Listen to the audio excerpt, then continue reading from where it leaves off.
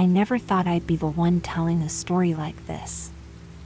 You hear about these things happening to other people, read about them online, but you never imagine it could be you.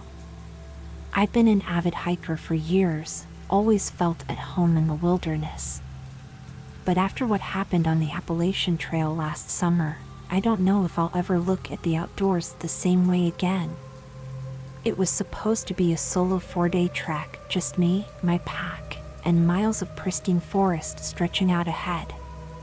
The weather was perfect that first morning as I set out, golden sunlight filtering through the canopy overhead. I breathed in the crisp mountain air, feeling my worries melt away with each step deeper into the backcountry. The first 2 days were everything I'd hoped for. Challenging climbs rewarded with breathtaking vistas. Peaceful nights under a carpet of stars, lulled to sleep by a chorus of crickets and frogs. On the morning of the third day, I broke camp early, eager to make good time to my next site. That's when things started to feel off. At first, it was subtle. Just a growing sense of unease that I couldn't quite put my finger on. The birds had gone quiet. The air felt heavier somehow, pressing in around me.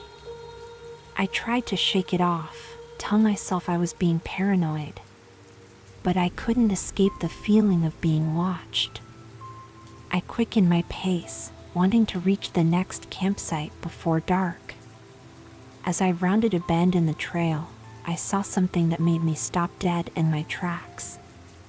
There, about 50 yards ahead, was a figure standing motionless in the middle of the path. It was human-shaped, but wrong somehow. Too tall, too thin. And it was facing away from me. My heart pounding, I called out, "Hello? Are you okay?" No response. The figure didn't move a muscle. Against my better judgment, I took a few hesitant steps forward. "Hey, do you need help?" That's when it turned. Slowly, jerkily, like a marionette on strings. I'll never forget that face, if you could even call it a face. Just smooth, featureless skin where features should have been. My blood turned to ice. Before I could react, it was gone. Vanished into the trees in the blink of an eye. I ran. Sprinted back the way I'd come, lungs burning, branches whipping at my face. I don't know how long I ran before I finally collapsed, gasping for air. As the adrenaline faded, I tried to make sense of what I'd seen. It couldn't have been real. Sleep deprivation, dehydration, there had to be a logical explanation. But deep down, I knew. Whatever that thing was, it didn't belong in this world. Night was falling fast. I needed to find shelter, regroup. Up ahead, I spotted a small cabin just off the trail. It wasn't on any of my maps, but at that point, I didn't care. I just needed to get inside, away from whatever was out there in the darkening forest. The cabin door creaked open at my touch. "Hello?" I called out. No answer. It was a simple one-room structure, sparsely furnished. A layer of dust covered everything. Clearly, no one had been here in a long time. I barricaded the door as best I could and huddled in a corner, clutching my hunting knife. Sleep was impossible. Every snapping twig, every rustle of leaves outside sent my heart racing. As the hours crawled by, my mind conjured terrifying scenarios of what might be lurking just beyond those thin wooden walls. A scratching sound jolted me fully awake. Something was at the door, trying to get in. The scratching grew more frantic, accompanied by a low, guttural growl unlike anything I'd ever heard before. I held my breath, praying it would go away. Suddenly, Silence. Then a voice, barely above a whisper, "Let me in. Please. It's not safe out here." It sounded human. Desperate. Part of me wanted to help, but something held me back. The voice spoke again, louder this time. "I know you're in there. Open the door." The tone had changed. There was anger there now, and something else. Something hungry. I stayed frozen in place as the voice devolved into inhuman shrieks and the door began to splinter under the assault of whatever was outside. Just when I thought the door would give way, everything went quiet again. Dawn's first light was peeking through the cabin's grimy windows. Somehow, I'd made it through the night. Cautiously, I approached the door. Deep gouges marred the wood, and on the floor were strange, viscous puddles of a black, tar-like substance. I didn't want to go back out there, but I couldn't stay in this cabin forever. With shaking hands, I gathered my gear and stepped out into the misty morning. The forest seemed peaceful again, but I knew better now. I knew what was hiding in the shadows, waiting. I had to get off this mountain. Had to warn someone. But would anyone believe me? As I hurried down the trail, I couldn't shake the feeling that this was far from over. That thing, whatever it was still out there. Watching. Waiting. And somehow, I knew our paths would cross again. The trek back to civilization was a blur of paranoia and exhaustion. Every snapping twig made me flinch. Every shadow seemed to conceal some nameless horror. When I finally stumbled into the ranger station at the trailhead, I must have looked half mad. The rangers listened to my rambling story with concerned expressions. They assured me they'd send out a team to investigate, but I could see the doubt in their eyes. They thought I was just another hiker who'd gotten spooked by shadows and let their imagination run wild. But I knew what I'd seen, what I'd heard. The memory of that faceless figure haunted my dreams for weeks after I returned home. I tried to go back to my normal life, to convince myself it had all been some kind of stress-induced hallucination.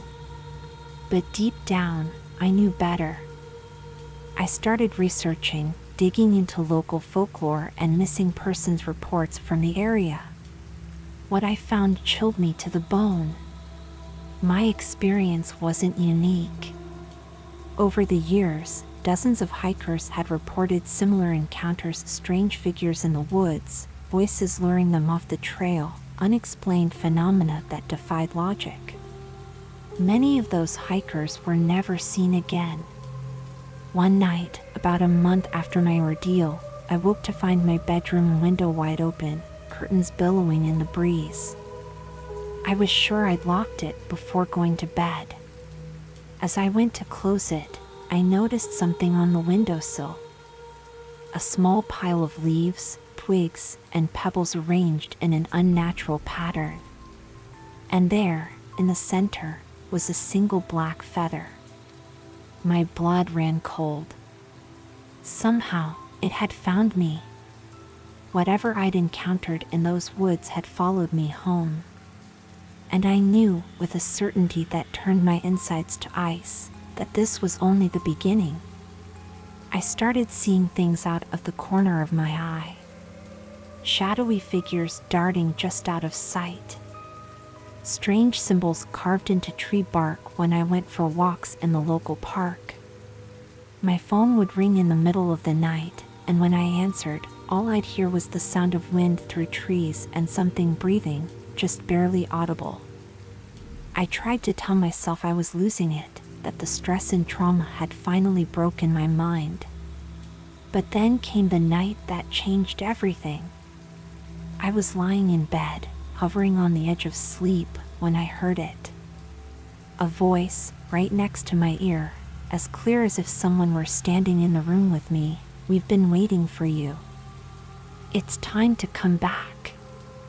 I bolted upright, heart pounding. The room was empty, but there on my nightstand was a small twig, still damp with sap. I hadn't put it there. That was the moment I knew I couldn't stay. Whatever this thing was, it wasn't going to leave me alone.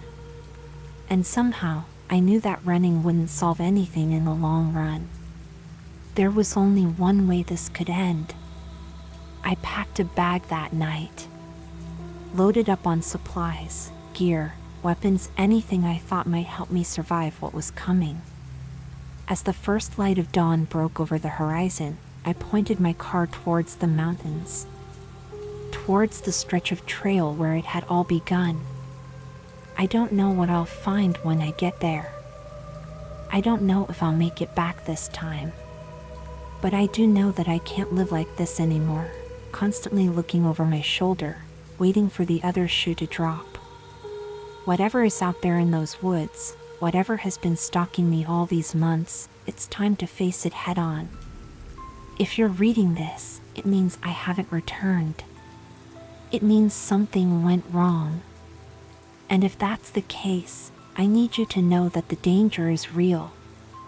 What lurks in the wilderness is beyond anything we're prepared to face. So please, be careful out there. And if you ever find yourself alone on a trail, and the birds go quiet, and you feel eyes on you from the shadows, run. Run, and don't look back. Because some things, once seen, can never be unseen. And some horrors, once they get their hooks in you, never let go. I'm going back into those woods now. Back to where it all began. I don't know what I'll find there, but I know I have to try. For my own sake, and for anyone else who might stumble into this nightmare. Wish me luck. I have a feeling I'm going to need it. The drive back to the trailhead was a blur of anxiety and second guessing. Every mile that brought me closer to those haunted woods made my stomach churn with dread. But I knew I had to do this. Had to end it, one way or another. As I pulled into the nearly empty parking lot, a park ranger approached my car. His face was grim. "You shouldn't be here," he said without preamble. "The trail's closed. There's been incidents." I swallowed hard. "What kind of incidents?" He hesitated, then sighed. "Disappearances. Strange animal attacks. Things we can't explain. Look, I don't know what you're planning, but trust me, turn around and go home. It's not safe." I met his eyes. "I know. That's why I'm here." Something in my expression must have gotten through to him. He studied me for a long moment, then nodded slowly. "You've seen it too, haven't you? Whatever's out there." I nodded. He reached into his pocket and pulled out a small object, a polished stone with strange symbols carved into its surface. "Take this. It's been passed down through my family for generations. They say it offers protection against things that ain't natural. Don't know if it really works, but it can't hurt." I accepted the stone, feeling its reassuring weight in my palm. "Thank you." As I shouldered my pack and headed for the trailhead, the ranger called out one last time, "Be careful out there. And if you see Jimmy, tell him we're still looking." I didn't ask who Jimmy was. I had a feeling I already knew. The first few miles of the hike were uneventful, almost peaceful. But as I ventured deeper into the backcountry, that familiar sense of wrongness began to creep over me. The air grew thick and heavy, making each breath a struggle. The trees seemed to press in closer, their branches reaching out like gnarled fingers. As night fell, I made camp in a small clearing. I knew sleep would be impossible, but I needed to rest, to gather my strength for whatever lay ahead. I sat with my back against a tree, knife in hand, eyes straining to pierce the darkness beyond the feeble circle of my campfire. That's when I heard it. A child's laughter echoing through the trees. My blood ran cold. There shouldn't be any children out here, not this deep in the wilderness. Hello? I called out, my voice shaking. Is someone there? The laughter came again, closer this time. Then a small figure stepped into the firelight. It was a young boy, no more than 7 or 8 years old. His clothes were dirty and torn, his feet bare and muddy. Are you lost? I asked, though every instinct screamed that this was wrong, so terribly wrong. The boy smiled, revealing a mouthful of sharp, pointed teeth. No, he said in a voice far too deep for a child. But you are. I scrambled to my feet, heart pounding. The boy's form seemed to flicker and shift, sometimes appearing as a child, sometimes as something far more monstrous. What are you? I whispered.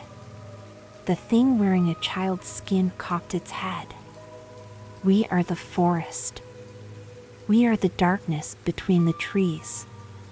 We are hunger and fear and all the things that haunt your nightmares. It took a step towards me. I clutched the stone the ranger had given me, feeling it grow warm in my hand. The creature hissed, recoiling. You carry old magic. It won't save you, but it might buy you time. Run, little morsel. Run and hide. It makes the hunt so much sweeter. I didn't need to be told twice. I grabbed my pack and plunged into the darkness, branches whipping at my face as I fled. Behind me, I could hear otherworldly howls and the sound of many feet giving chase.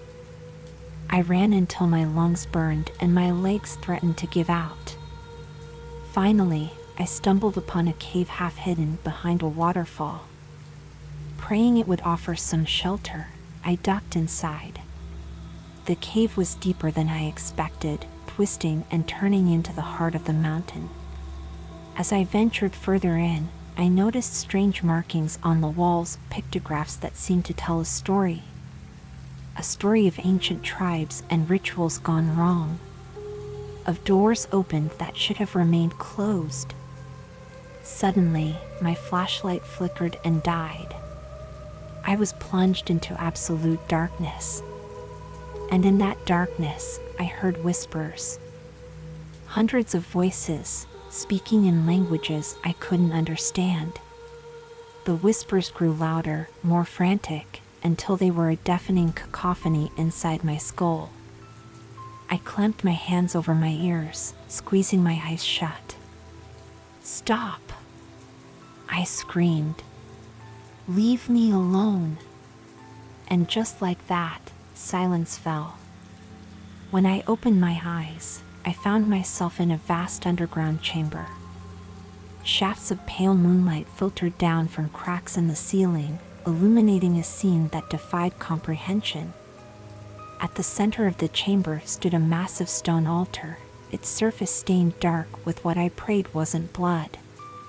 Surrounding it were dozens of figures, some human, some not. They stood perfectly still, like statues, all facing the altar. As I watched in horror, one of the figures slowly turned its head to look at me. Its eyes were black pits, its mouth a gaping maw lined with needle-like teeth. Welcome, it said in a voice like grinding stones.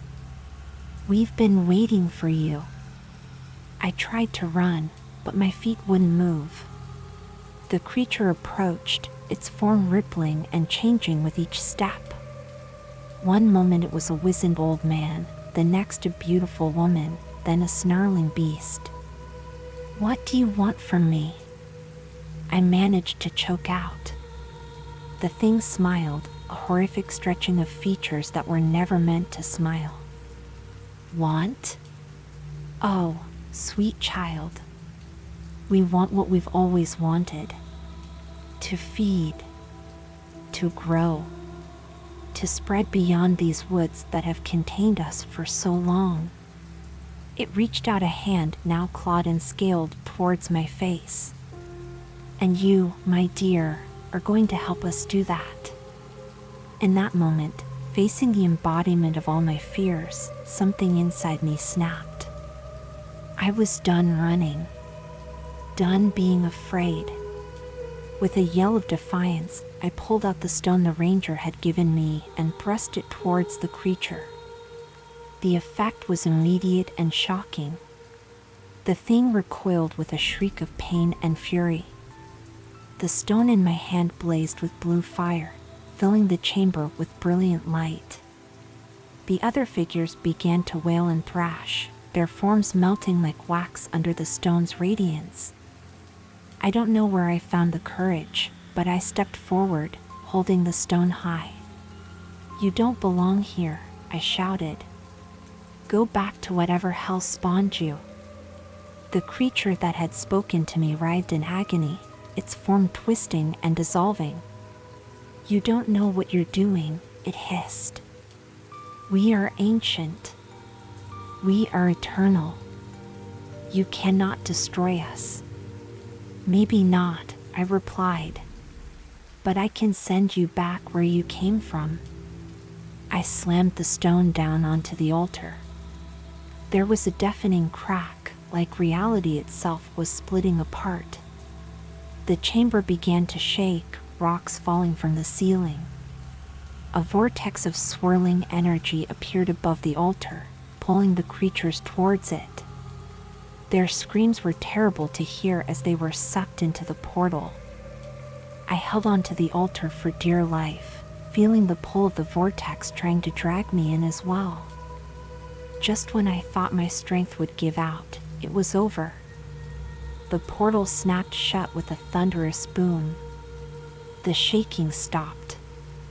Silence fell over the chamber once more. Exhausted and shaken, I made my way back through the cave and out into the forest. Dawn was breaking, the first rays of sunlight filtering through the trees. For the first time in months, the woods felt normal, peaceful. As I hiked back to the ranger station, I tried to process everything that had happened. Part of me still couldn't believe it was real. But the weight of the now dormant stone in my pocket was proof enough. The same ranger was there when I emerged from the trail. His eyes widened in shock when he saw me. "You made it," he breathed. "What happened out there?" I managed a weak smile. "It's over. They're gone. At least for now." He nodded slowly, understanding in his eyes. "For now," he agreed. "But they always find a way back eventually. That's why we need people like you.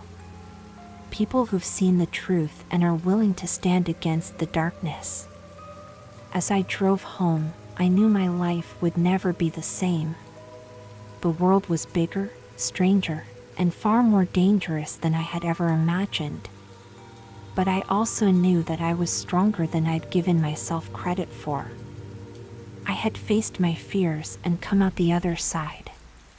The horrors I'd witnessed would stay with me forever. The nightmares might never fully go away. But I had a purpose now. A mission. To be ready for when the darkness inevitably tried to return. To stand guard against the things that lurk in the shadows of our world. And if you're reading this, know that you're not alone. The world is full of hidden terrors, yes. But it's also full of people like us. People who've seen behind the veil and chosen to fight back. So stay vigilant. Stay strong. Because the night is dark and full of terrors.